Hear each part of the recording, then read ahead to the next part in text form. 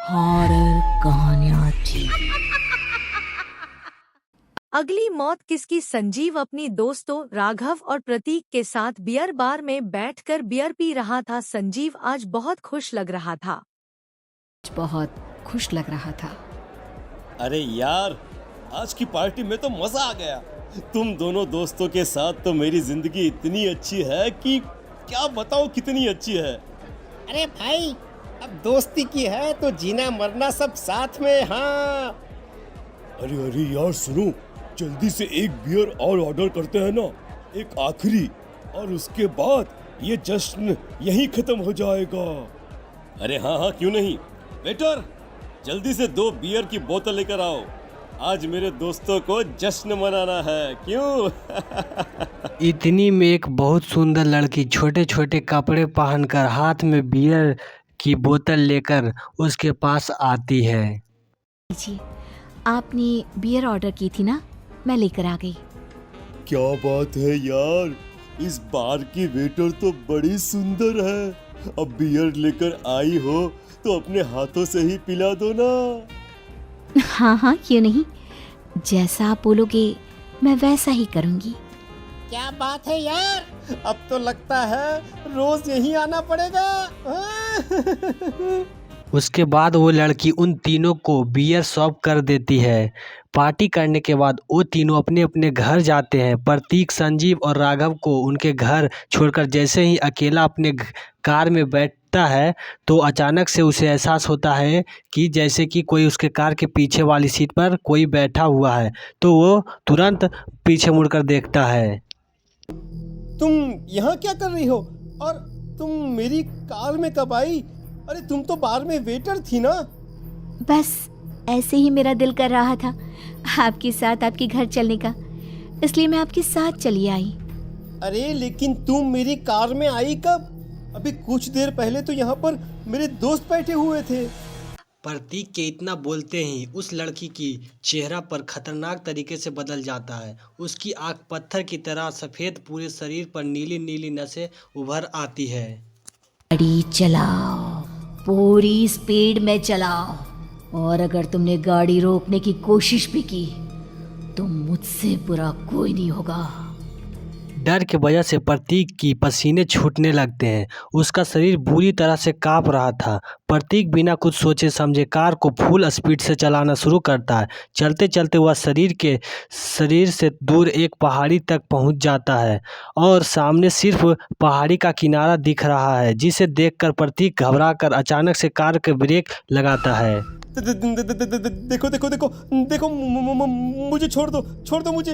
अगर अगर अगर मैंने गाड़ी जरा सी भी आगे बढ़ाई तो हम दोनों नीचे गिरकर मर जाएंगे। ये तो तुम्हें पहले सोचना चाहिए था ना। अब कुछ नहीं हो सकता।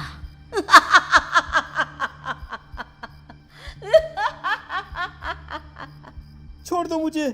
नहीं नहीं, प्लीज मुझे छोड़ दो। प्लीज प्लीज मुझे जाने दो, छोड़ दो मुझे। गाड़ी आगे बढ़ाओ। और तभी अचानक से प्रतीक बिना स्टार्ट किए कार उनके आगे बढ़ने लगती है और खारी गाहे में गिर जाती है और उनकी मौत हो जाती है।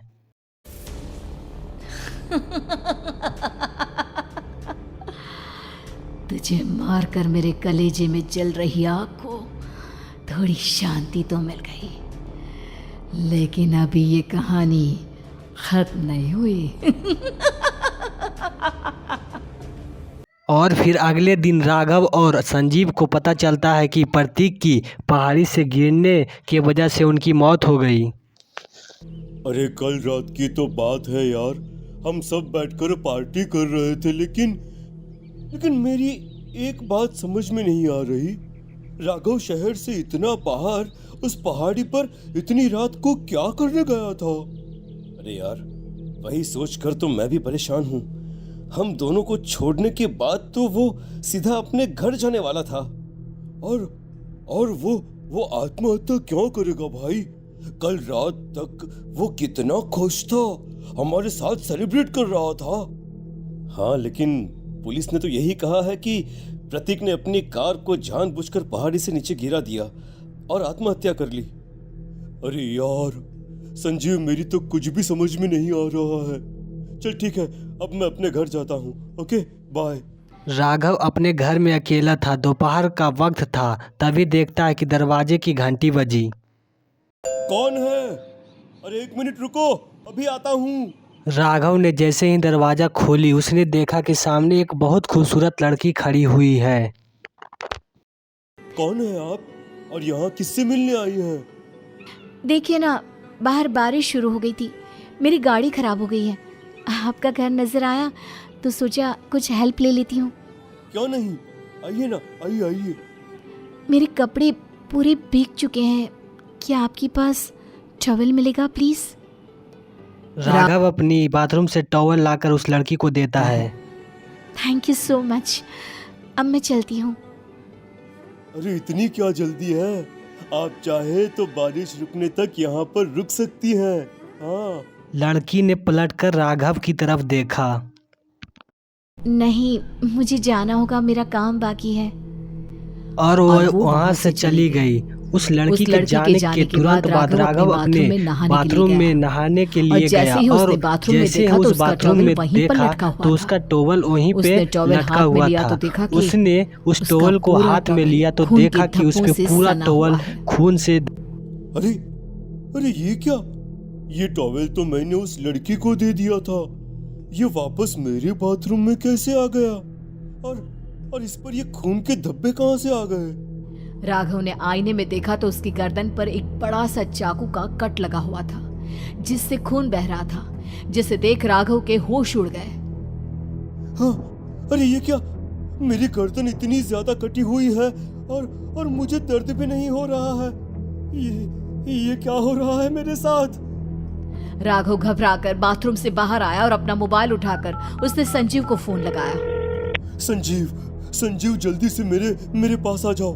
मुझे लगता है कुछ बहुत बड़ी गड़बड़ है, जल्दी आ जाओ। उधर से आवाज आई, लेकिन वो आवाज संजीव की नहीं बल्कि एक लड़की की थी। कुछ अजीब नहीं हुआ है, बस तुम्हारी मौत तुमसे मिलने आई थी और तुम्हें मारकर चली गई। अब तुम इस दुनिया का हिस्सा नहीं हो राघव, इसलिए तुम्हें अपनी गर्दन के कटने का दर्द भी महसूस नहीं हो रहा। नहीं, ऐसा नहीं हो सकता, ऐसा नहीं हो सकता। कौन हो तुम? तुम्हारी मौत। अब संजीव के पास खबर पहुंचती है कि राघव ने अपने घर के ही चाकू से अपना गर्दन काट लिया और आत्महत्या कर ली। सुनने के बाद संजीव के होश उड़ गए, वह पसीने से तरबतर हो गए। अनजाना डर अब उसके दिल को सताने लगा। संजीव के साथ ही उसका एक छोटा भाई राजीव भी रहा करता था। अपने भाई को इस तरह परेशान देखकर राजीव उसके पास आया। अरे भैया, क्या हुआ भैया? आप इतने घबराए हुए क्यों लग रहे हैं? प्रतीक और राघव की मौत, मेरा मतलब मेरी कुछ समझ में नहीं आ रहा भाई। अचानक से मेरे दोनों दोस्तों ने आत्महत्या क्यों कर ली? अरे वो तो मेरी भी समझ में नहीं आ रहा है भैया। हाँ, हो सकता है कि कोई परेशानी होगी और इसीलिए उन्होंने ऐसा किया होगा। हाँ, लेकिन दोनों की जिंदगी में एक साथ परेशानी और दोनों का इतनी खतरनाक तरीके से आत्महत्या करना, कहीं ऐसा तो नहीं मैं भी मर जाऊंगा? अरे आप ऐसी बातें क्यों कर रहे हैं भैया? वैसे ही मैं इतना परेशान हूँ। जब से अंजलि ने मेरा साथ छोड़ा है तब से सब कुछ बहुत अजीब सा हो गया है। रोज रात को डरावने सपने आते हैं। ऐसा लगता है जैसे अंजलि बार बार मेरे सपनों में आकर मुझे डराने की कोशिश करती है। अंजलि के नाम सुनते ही संजीव की आंखें फटी रह गई, गले में आवाज अटक गई। उसके चेहरे पर घबराहट सा नजर आ रही थी। कौन थी वो लड़की जिसने प्रतीक और राघव को आत्महत्या की आड़ में मौत के घाट उतार दिया? और कौन थी अंजलि जो बार बार राजीव के सपनों में आकर उसे डरा रही थी? अंजलि का नाम सुनकर संजीव इतना घबरा क्यों गया? इन सवालों के जवाब जानने के लिए देखिए इस खतरनाक कहानी का अगला भाग।